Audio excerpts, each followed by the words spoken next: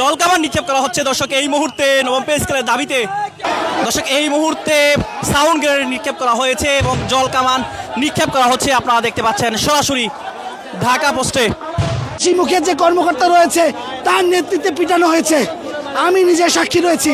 এই যে যিনি হাসতেছে, একাধিক গণমাধ্যম কর্মীকে পিটিয়েছে।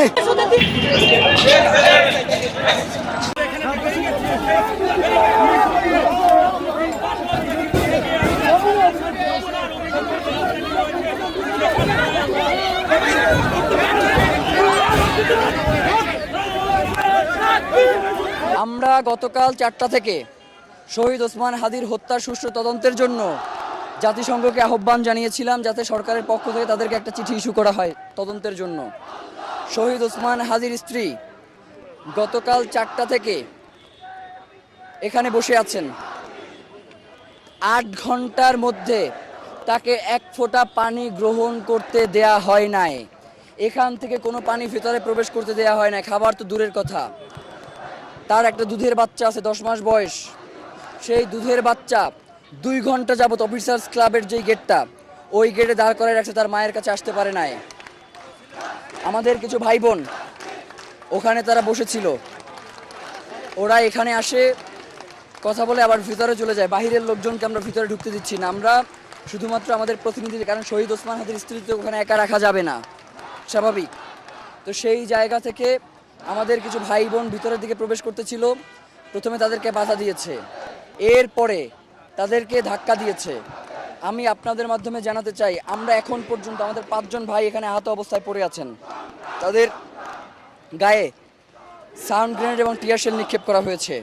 এরপরেও আমরা কোনোভাবেই যাতে শান্তি শৃঙ্খলা পরিস্থিতির অবনতি না ঘটে, এই জন্য আমরা জনতাকে শান্তপূর্ণভাবে এখানে অবস্থান করাচ্ছি। কিন্তু তারা আমাদের ভাই বোন, এমনকি মেয়েদের গায়ে তারা হাত দিচ্ছে পর্যন্ত। তো আপনাদেরকে বলে রাখি, যেই যমুনা মেয়েদের সম্মান করতে জানে না, যেই যমুনার সিকিউরিটি, বাংলাদেশে সেই যমুনা থাকবার তো কোনো দরকার নাই। বাংলাদেশে রাষ্ট্র ক্ষমতায় থাকতে হলে অবশ্যই মেয়েদেরকে সম্মান করতে হবে। শহীদ ওসমান হাদির স্ত্রীকে সম্মান জানানোর জন্য উপদেষ্টা পরিষদের দপ্তর থেকে একজন পিয়ন পর্যন্ত তার সাথে দেখা করতে আসে নাই।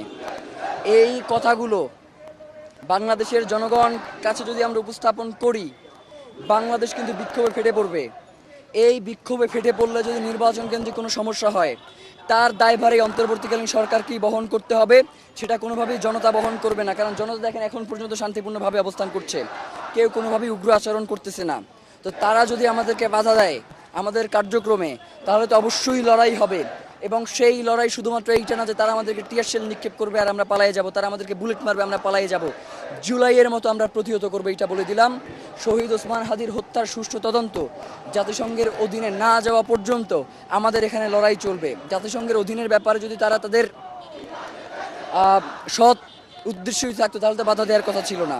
তারা প্রত্যেকটা সেক্টরে বাধা দিয়ে প্রমাণ করতে যাচ্ছে যে তারা কোনোভাবেই এটাকে হইতে দিবে না। কিন্তু এইটা না হওয়া পর্যন্ত আমরা এখান থেকে যাচ্ছি না, আমাদের সাফরাফ কথা। সেক্ষেত্রে আমাদের স্টেপ যেটা, সেটা হচ্ছে আমরা সামান্য কিছুক্ষণ অপেক্ষা করব। যদি না হয় তাহলে আমরা এখান থেকে মিছিল নিয়ে ব্যারিকেড ভেঙে আমরা যমুনা অভিমুখে চলে যাব শান্তিপূর্ণভাবেই। কারণ বাংলাদেশের জনগণের তার নাগরিক অধিকার এখানে হরণ করা হচ্ছে। একে তো রাষ্ট্র বিচার করছে না, বিচারের দাবিতে কেউ রাস্তায় আসলে তাকে টিয়ার শেল নিক্ষেপ করে, তাকে সাউন্ড গ্রেনেড নিক্ষেপ করে, সরাসরি রাবার বুলেট নিক্ষেপ করে তাকে প্রতিহত করবার মতো রাষ্ট্র তার রাষ্ট্রযন্ত্রকে ব্যবহার করছে। জুলাইয়ের পরে সেই ফ্যাসিবাদী কাঠামোর রাষ্ট্র, সেই স্বৈরতান্ত্রিক রাষ্ট্র কাঠামোকে আমরা আর বাংলার জমিনে বাস্তবায়ন হইতে দেব না। বাংলাদেশের জমিনে এই আজাদির লড়াই ততক্ষণ পর্যন্ত চলবে যতক্ষণ পর্যন্ত একজন নাগরিক তার পূর্ণ অধিকার ফিরে না পাবে। বাংলাদেশ জিন্দাবাদ, ইনকিলাব জিন্দাবাদ।